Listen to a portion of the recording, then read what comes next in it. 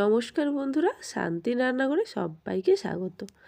আজকে চলে এসেছি রাজস্থানের একটি মিষ্টি রেসিপি নিয়ে, যেটার নাম সাত্তু।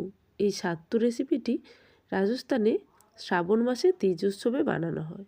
এটি বানানোর জন্য লাগবে ছোলা, গোটা ছোলা খোলা ছাড়ানো। আমি এখানে নিয়েছি প্রায় 150 গ্রাম পরিমাণে। এরপরে বাকি উপকরণগুলো এক এক করে দেখিয়ে দেব।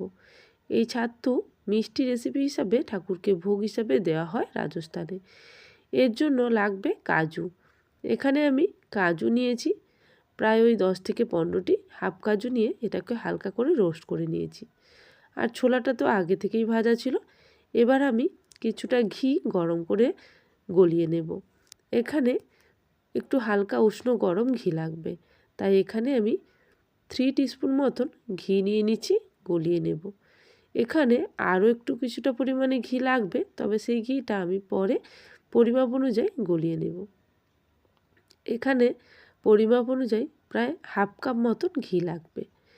এবার ভাজা ছোলাগুলোকে আমি মিক্সিং জারের মধ্য দিয়ে গুঁড়ো করে নেব। এবার গুঁড়ো করার সময় একেবারে মিহি গুঁড়ো করব না, হালকা দানা দানা থাকবে ওইভাবে গুঁড়ো করে নেব। তাতে লাড্ডুগুলো খাওয়ার সময় দাঁতে চিপকে যাবে না। আর সেক্ষেত্রে এইভাবে আপনারা করে নিলে খুব ভালো হবে এবং টেস্টের দিক থেকেও ভালো হবে। চাইলে আপনারা ছোলা ছাতু দিয়েও বানাতে পারেন। এখানে আমি ছাতুটাকে এইভাবে গুঁড়ো করে নিয়েছি, তবে ছাতুর কিছুটা অংশ আমি রেখে দিয়েছিলাম, যেটা আমি বাদাম গুঁড়ো করার জন্য ব্যবহার করব।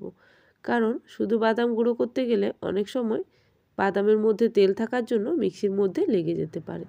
তাই আমি এখানে অল্প ছাতুর সঙ্গে বা অল্প ছোলার সঙ্গে মিশিয়ে এটাকে গুঁড়ো করে নিয়েছি।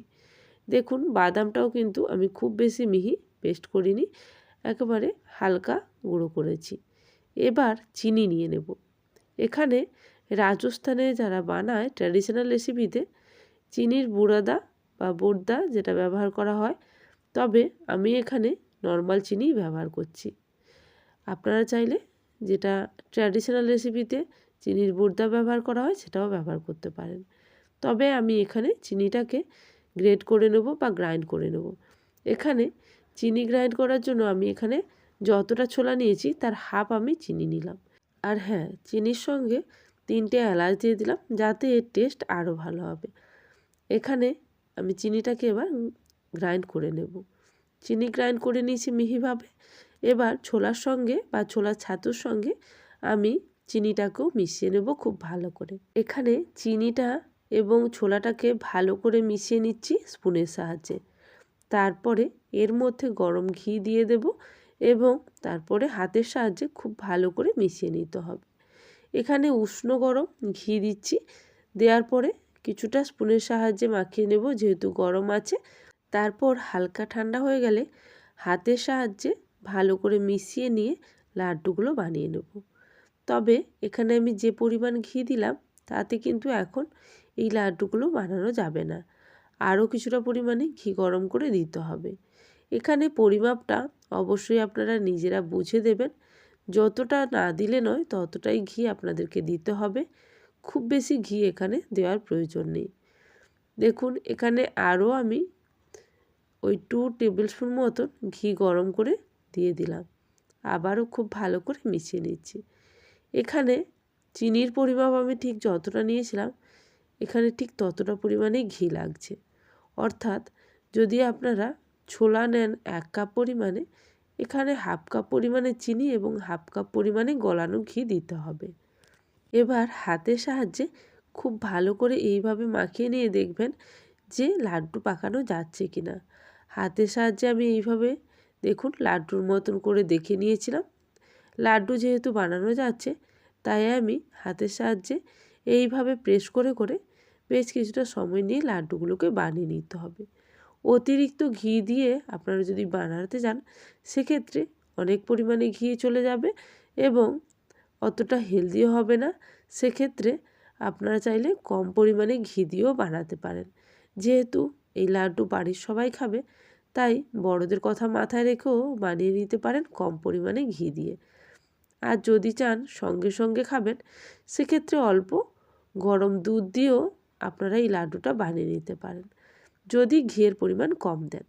তবে অরিজিনাল যে সাত্তু রেসিপি তাতে কিন্তু দুধের ব্যবহার হয় না। আমি জাস্ট ঘিটাকে কম রাখার জন্য এই প্রসেসটা আপনাদেরকে বলে দিলাম। এবার এক এক করে লাড্ডুগুলোকে বানিয়ে নিচ্ছি। দেখুন এই পরিমাণে ছোলা দিয়ে আমার প্রায় 15 থেকে 16টি লাড্ডু বানানো হয়েছে। রাজস্থানের ট্র্যাডিশনাল সাত্তু রেসিপিতে লাড্ডুগুলো একটু বড় সাইজেরই হয়। আপনারা চাইলে ওইভাবে বড় সাইজের বানাতে পারেন। ধরুন এই যা রেসিপিতে আমি উপকরণ নিয়েছি তাতে 5 থেকে 6টি লাড্ডু হতে পারে। তাহলে বন্ধুরা রেসিপি ভালো লেগে থাকলে অবশ্যই কমেন্ট সেকশানে জানাবেন। আর যারা এখনও পর্যন্ত চ্যানেলটিকে সাবস্ক্রাইব করেননি অবশ্যই চ্যানেলটিকে সাবস্ক্রাইব করে নিয়ে পাশে থাকা বেল নোটিফিকেশানে ক্লিক করে রাখবেন, যাতে আমার চ্যানেলে কোনো নতুন রেসিপি আসার সঙ্গে সঙ্গে আপনাদের কাছে সবার আগে নোটিফিকেশান পৌঁছে যায়। তাহলে আজকের জন্য এই পর্যন্ত। আবারও চলে আসবো নতুন কোনো রেসিপির সঙ্গে। ততক্ষণের জন্য সবাই ভালো থাকবেন, সুস্থ থাকবেন। Thank you for watching my video.